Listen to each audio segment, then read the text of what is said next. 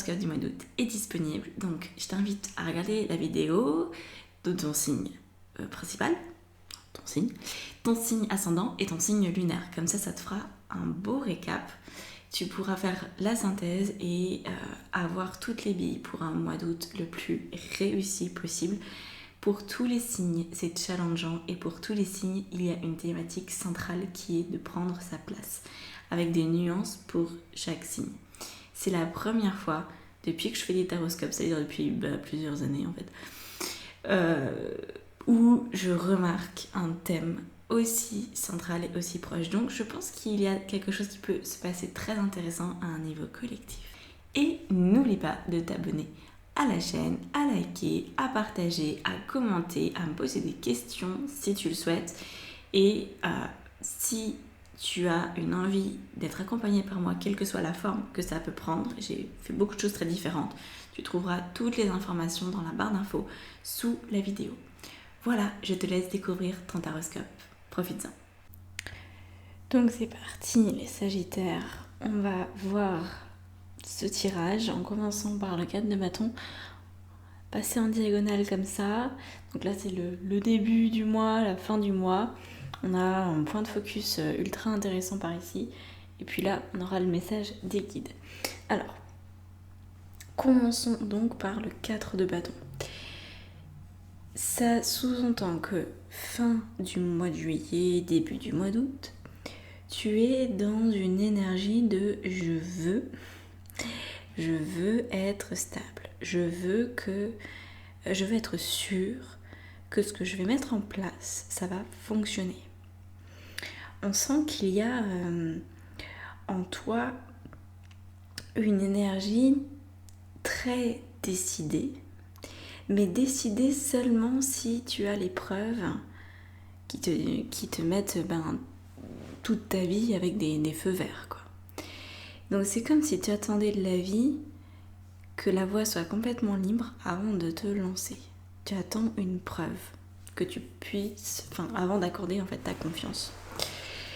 Alors, on va voir que ça va pas pouvoir fonctionner comme ça. Donc évidemment, ça va être à toi d'interpréter là ce que je te raconte par rapport à ta vie, par rapport à ce qui se passe en ce moment. Ça peut vraiment concerner tous les sujets. Donc le 4 de bâton, tu as effectivement besoin d'un socle de base sur lesquels t'appuyer, peut-être d'une manière de vivre qui te correspond tout simplement mieux. Mais c'est pas parce que tu as besoin de ça que tu dois l'exiger de la vie. On va voir que là, c'est vraiment à toi de définir et à toi de te lancer. Parce que sinon, tu rentres dans une phase de résistance, en fait.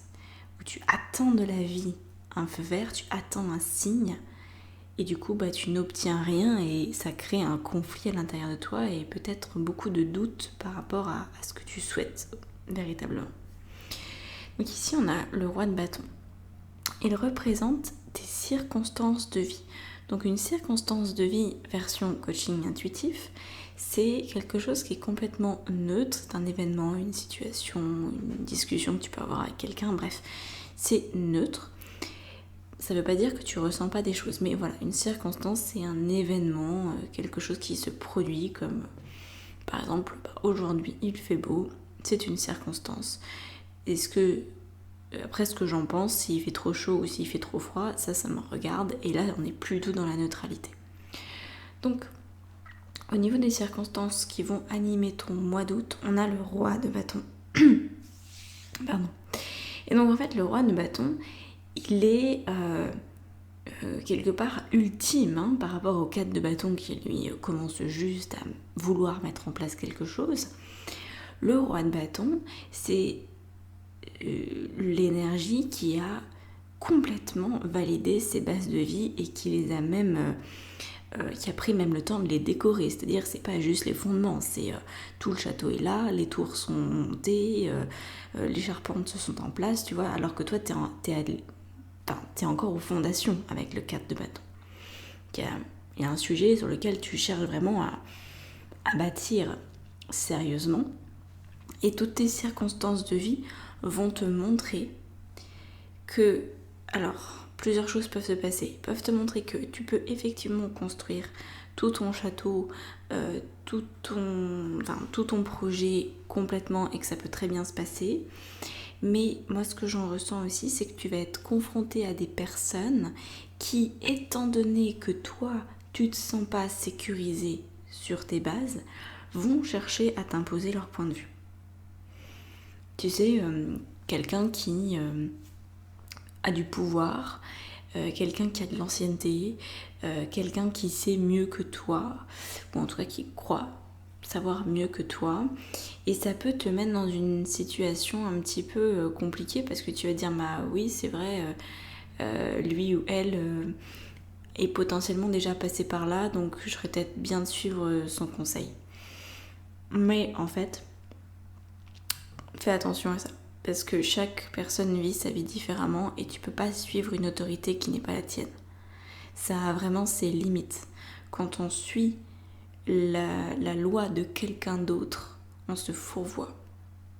Et ça peut vraiment faire mal sur du long terme. On peut vraiment le regretter. Donc, face à cette posture d'autorité qui vient un peu te dire que ce que tu fais, c'est peut-être pas comme ça qu'il faut s'y prendre et que t'as pas forcément raison, etc. Il y a la pensée à cultiver qui va t'aider à passer ce mois d'août correctement. Donc la pensée, elle vient avec le pendu. Donc tu as quand même, comme tu le remarques peut-être, 4 arcanes majeures sur ce mois-ci. Et on a donc 1, 2, 3 figures. Il n'y a que un arcane qui est vraiment considéré comme mineur. Tout le reste, c'est figure ou majeur. Donc ça nous montre que tu es dans une phase importante de ta vie qui peut potentiellement occasionner un changement qui a un impact. Donc, je reviens sur mon pendu qui est dans la position des pensées à observer, à conserver, je dirais, à cultiver pour le mois d'août. Donc là, ça va être la confiance. C'est un peu ce que je te disais au départ, c'est-à-dire que tu souhaites créer quelque chose en mettant la vie à l'épreuve, tu te rends bien compte que ça ne fonctionne pas et que ça ne t'amène pas là où tu veux. Et tu as peut-être déjà essayé d'ailleurs à de nombreuses reprises dans le passé, tu sais que ça te mène droit dans un mur ou même nulle part. Donc là, le pendu, c'est je choisis de croire que j'ai le temps de poser mes bases. Je choisis de croire que je peux faire confiance en la vie. Je choisis de croire que le projet que j'ai est viable. Et en fait, quand tu te mets dans cette énergie-là, quand tu dis mais je sais que mes rêves, mes aspirations, mes idées, elles ne sont pas là par hasard, mais c'est comme si c'était... alors selon tes croyances, tu pourrais te dire, mais en fait c'est l'univers, ou c'est Dieu, ou c'est mes guides, ou c'est je sais pas quoi, qui m'a donné ces rêves. Donc si j'ai des rêves comme ça, si j'ai des idées comme ça, c'est pas pour les mettre de côté et suivre les rêves ou les idées de quelqu'un d'autre. C'est vraiment pour les mettre en place. Donc tu pourrais avoir confiance dans le fait que les rêves que tu détiens sont justes, sont viables et qu'il y a une manière d'y arriver, qu'il y a des solutions, que tu as des solutions en toi pour les mettre en place. Au niveau émotionnel, on a la reine de coupe. Donc apparemment, quand tu dis que tu as confiance dans le plan divin et en toi, parce que c'est la même chose, tu peux pas dire que tu as confiance en l'univers et pas en toi. C'est impossible. Si tu te dis ça, c'est que tu te mens à toi-même. Donc, c'est la confiance et c'est tout. Au niveau émotionnel, justement, quand on se sent confiant, on se sent aussi très accompagné, on se sent soutenu, on se sent aidé. Donc là, c'est l'émotion à cultiver encore une fois. Si besoin, c'est un exercice que je vais faire à mes coachés. Fais la liste de tous les moments dans ta vie où tu as été aidé par la vie, par des synchronicités, par des événements, voilà, d'une manière parfois complètement illogique. Souviens-toi de tous ces moments où ça aurait pu mal se finir, mais en fait, ça s'est bien terminé quand même, malgré tout. tu vois. Parce que je crois que tu as tendance à oublier ce qui s'est bien passé. Tu as tendance à mettre de côté ta confiance, volontairement ou pas, hein, parce que parfois c'est inconscient, mais il y a une part de toi qui ne souhaite pas se souvenir, comme pour ne pas conserver des preuves que tu peux effectivement accorder ta confiance en l'univers, parce que ça a déjà été maintes et maintes fois très efficace.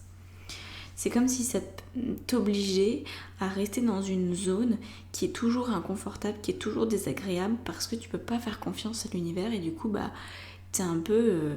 t'es même pas un peu, tu es carrément limité dans certains domaines de ta vie. C'est comme si tu avais oublié que ça pouvait bien se passer.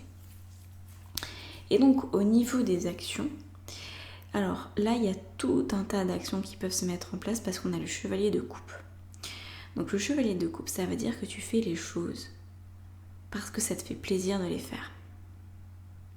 Donc c'est très vaste, hein, encore une fois. Mais avec un chevalier de coupe, ça veut dire que tu t'aimes quand tu fais les actions.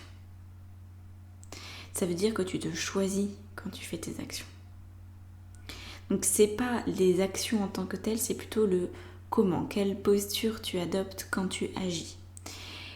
Une chose très très très importante à maintenir, hein, c'est que peut-être que tes actions ne vont pas changer. C'est-à-dire que peut-être tu vas continuer à vivre ta vie de la même manière en termes d'action. Peut-être que tu vas continuer de te lever à la même heure, que tu vas continuer de parler aux mêmes personnes, que tu vas continuer de t'habiller de la même façon. Mais l'énergie, la vibration en amont sera différente et du coup tes résultats seront différents. Je donne un exemple très simple. Si par exemple tu cherches à perdre du poids, admettons que tu as des gros problèmes alimentaires, une relation aux aliments qui est compliquée, tu veux peut-être à tout prix avoir des bases en nutrition, en conscience de ton corps, en communication avec ton corps, pour pas retomber dans tes travers. Quelqu'un va venir te dire « Ah bah moi j'ai la solution pour toi, il faut suivre tel régime, il faut faire ci, il faut faire ça ». Toi tu vas dire « Non, laisse tomber, je choisis de me faire confiance, je choisis de faire confiance à l'univers, je sais que j'ai un ressenti en moi qui est juste sur la méthode à adopter, donc je vais suivre ce ressenti ». Ce qui fait que comme je me sens en confiance, je me sens accompagnée, et ben c'est génial, je suis dans la gratitude de ce moment-là. Et donc forcément, les actions que je pose, et ben ça va être, je vais continuer de manger, je vais continuer de m'alimenter, je vais peut-être faire attention à ce que je mets dans mon assiette, mais en tout cas, je vais le faire avec une conscience très différente de ce que j'ai fait jusqu'à présent. Donc j'aurai des résultats qui seront positifs sur du long terme. Mon corps va me remercier parce que les actions que je pose sont dans un état d'amour pour moi-même, pour mon corps. Tu vois où je veux en venir? Et donc justement, en parlant de résultats différents, on a ici ta carte des résultats avec un pape. Le petit pape qui est par ici, qui montre donc ton évolution possible. D'ici la fin du mois d'août, tu pourrais en arriver là. Donc un pape, écoute, ça c'est assez simple. C'est vraiment l'unité, c'est-à-dire c'est retour à toi, retour à ce qui est important. Et cette carte fait directement écho à ton focus, donc je pense que pendant le mois d'août tu vas être un petit peu bouleversé, peut-être avoir la sensation de valdinguer d'un côté et de l'autre le temps d'instaurer cette confiance peut-être, hein, tout simplement.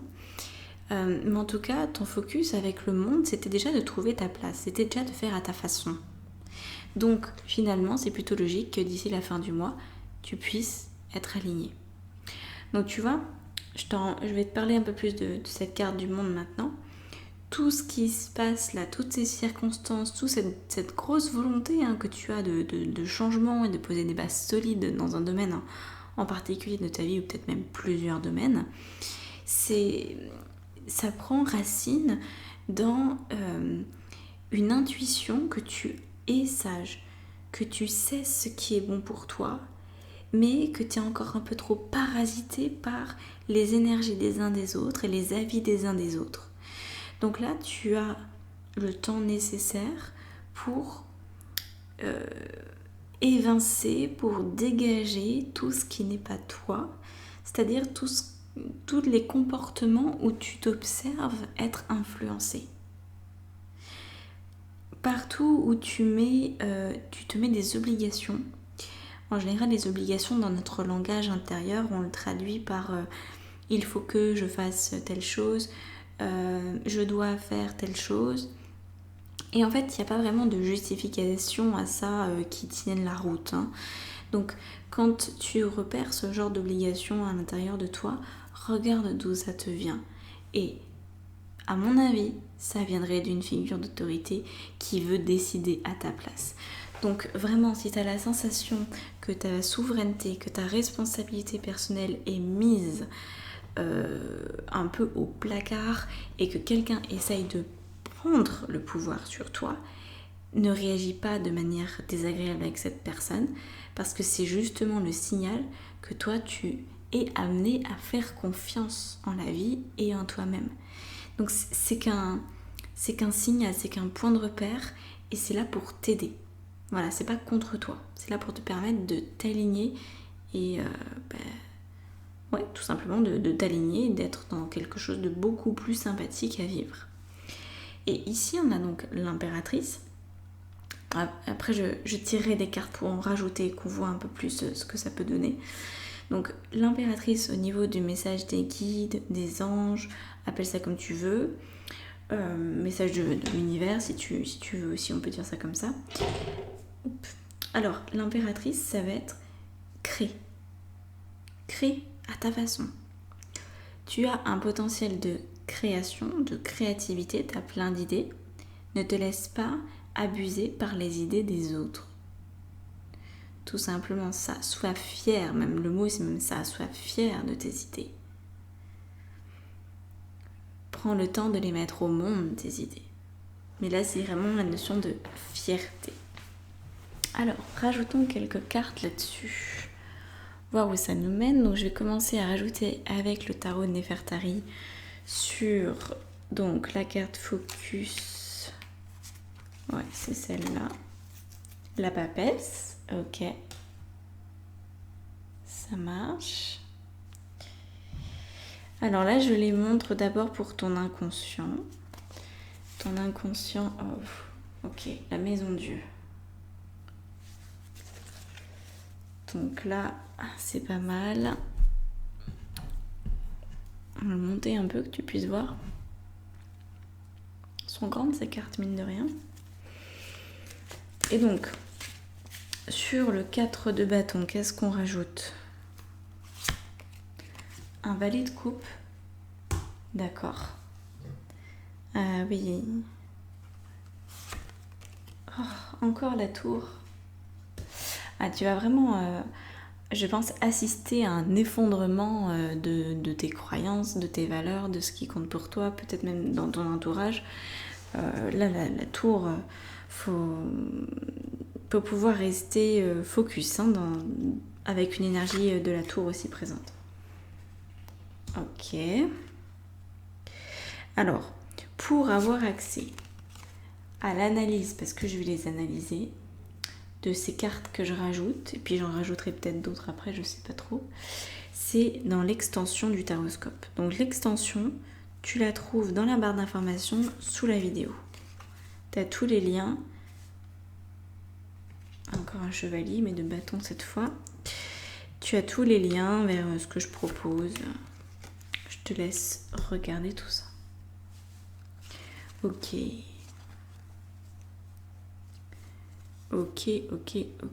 Alors là, c'est intéressant quand même, parce que le résultat avec un 9 d'épée est très différent d'un pape. Je sais pas si je vais l'interpréter comme une fin alternative. Non, c'est pas une fin alternative. C'est autre chose, c'est une énergie complémentaire. Ok, bon, mais écoute, nous voilà arrivés à la fin de Staroscope. Donc si tu veux me rejoindre pour l'extension, avec grand plaisir.